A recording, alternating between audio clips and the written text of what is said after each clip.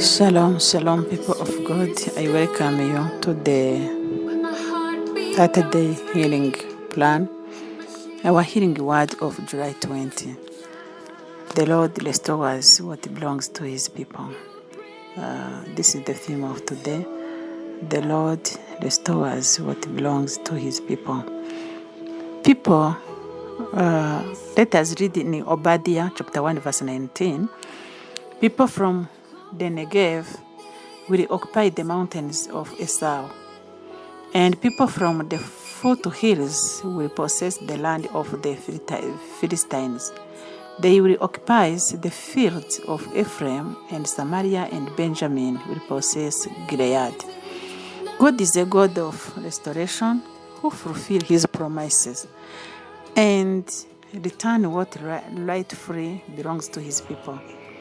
Obadiah chapter 1 verse 19 reveals a powerful picture of God's restoration as He promises that His people would repossess territories that had been lost and reclaim their inheritance.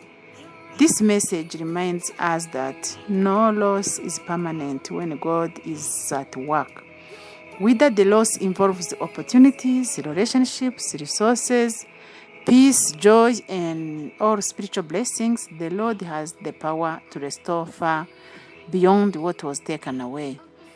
Human circumstances may suggest defeat, but God's plan always moves toward redemption and fulfillment. When delays, setbacks, or disappointments come, do not surrender your faith. Continue to trust the Lord and remain faithful to His word. The God who restored Israel is still restoring lives today. He is able to open closed doors, rebuild broken places, and bring new hope where discouragement once existed. Therefore, stand firm in faith and expectation, knowing that God's promises remain true and that He is able to restore what belongs to His people according to His perfect will and timing.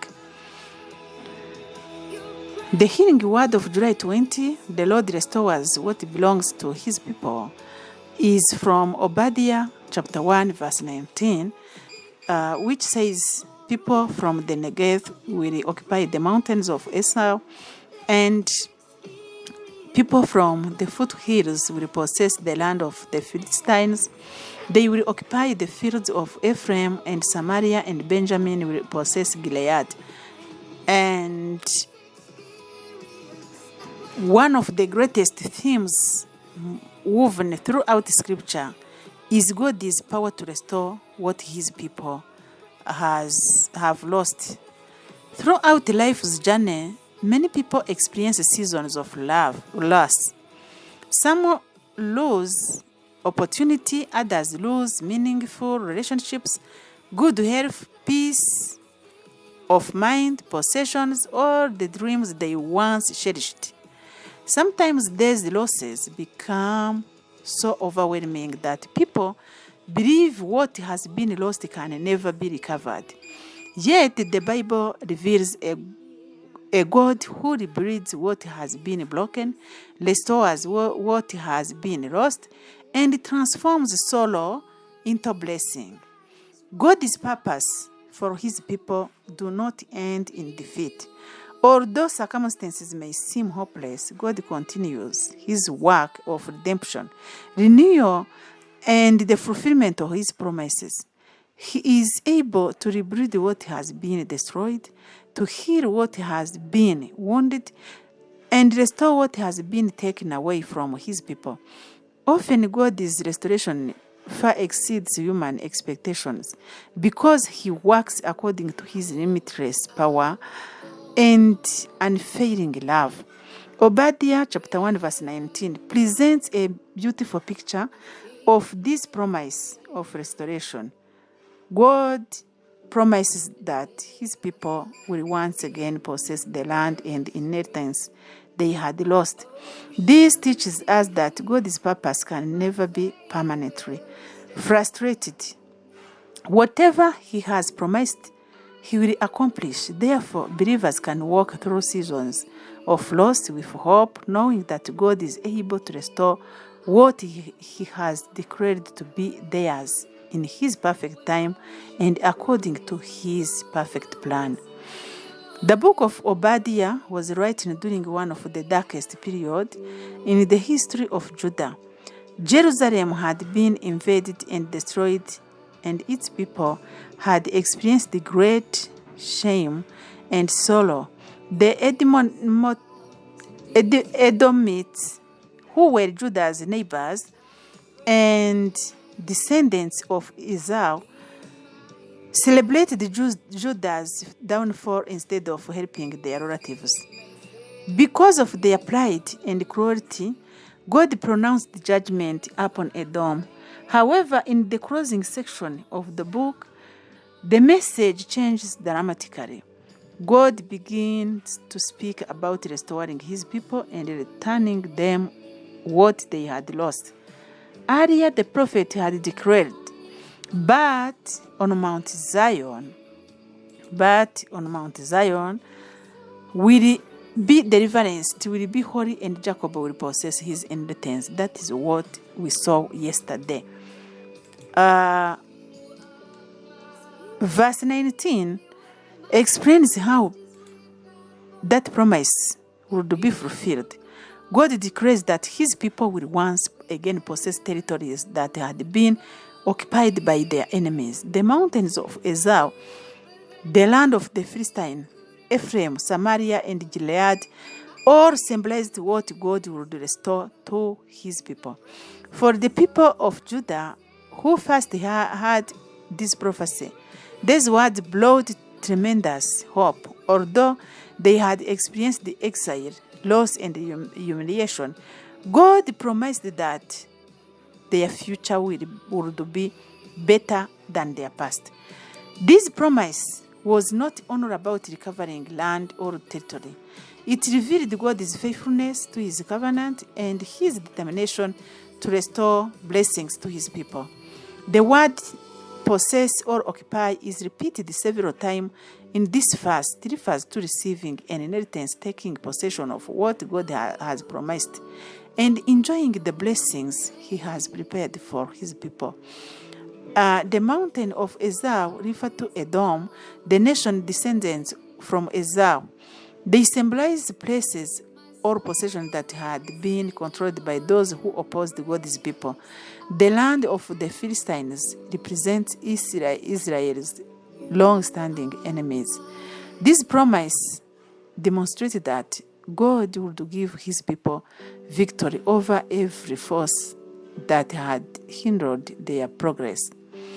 Ephraim, Samaria, and Gilead were regions closely connected with the history of God's people. Their mission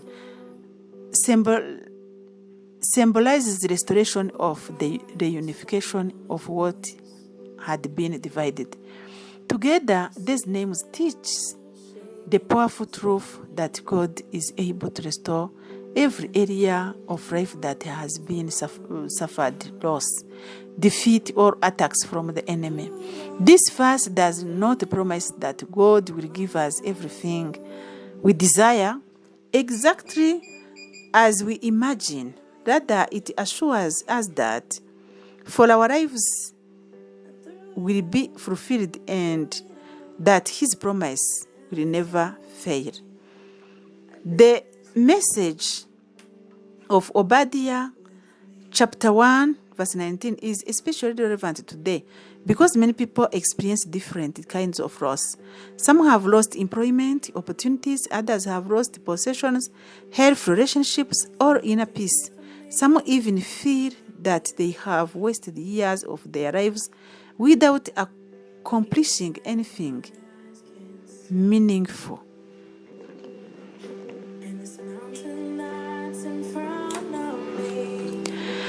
The prophet Joel declared, I will repay you for the years the locusts have eaten. This verse, we like it in our hearing words, in our hearing sermons of every day. He said, Joel said, I will repay you for the years the locusts have eaten. Hallelujah. God not only restores materials, possessions, he also restores lost years, missed opportunities, and dreams that seemed to have died. The story of Job teaches the same truth. After Job had lost everything, the Bible declares, the Lord restored his fortunes and gave him twice as much as he had before. Job 42 verse 10. We saw this. Although God's method of restoration is not the same for everyone, Job's story reminds us that God remains sovereign over every season of life. The Apostle Paul also wrote, being confident of this, that he who began a good work in you will carry it to completion until the day of Christ Jesus. Philippians chapter 1 to 6, God never abandons the work he has begun.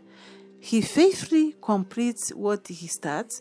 Ultimately, this promise points us to the greatest inheritance we have received through Jesus Christ. Through him, we have received forgiveness of sins, restoration to fellowship with God, eternal life, and an inheritance that can never perish. Therefore, no matter what you may have lost today, you can trust God because he is still the God who restores what belongs to his people. Let us see what areas of your life need God's restoration today. Have you ever experienced the God restoring something you thought was lost forever? How do God's promise help you remain faithful during seasons of discouragement? What lesson has God taught you while you have been waiting for restoration? How can you encourage others who are waiting for God's restoring hand? How? Let us pray together. Heavenly Father, we thank you because you are. We thank you because you are the God of restoration and renewal. Thank you for your faithfulness. Thank you for your mercy. Hallelujah. Thank you for your power. Thank you for your power to breathe and to rebreathe what has been broken and to restore what has been lost. Thank you because no loss is beyond your ability. No loss is beyond your ability to restore. And no situation is beyond the reach of your grace. Lord, I pray for every person reading this message today. Restore hope to those who are discouraged. Open new doors of blessings for those who have lost opportunities or possessions. Bring healing, forgiveness, and reconciliation to broken relationships. Heal those who are sick and renew their strength. Father, restore delayed dreams according to your perfect will. Open every door that should be opened and close every door that is not part of your purpose. Help us to trust. Help us to trust even when restoration seems delayed, and strengthen our faith while we wait for your answer. Lord Jesus, thank you. Thank you. Thank you for being our Redeemer and for giving us an eternal inheritance that will never fade away. Teach us to remain faithful in every season and to trust that your plans are always good. Holy Spirit, fill us with hope, patience, and confidence. Help us fix our eyes on God's promise rather than on our present circumstances. Hallelujah. May our lives become testimonies of your restoring grace Today we place all our losses, our disappointments, and burdens into your hands. Heavenly Father, into your hands. We trust in your faithfulness. Rely upon your promises. And rest in the assurance that you are able to restore all that you have purposed for us. In the mighty name of Jesus Christ, we pray. Amen.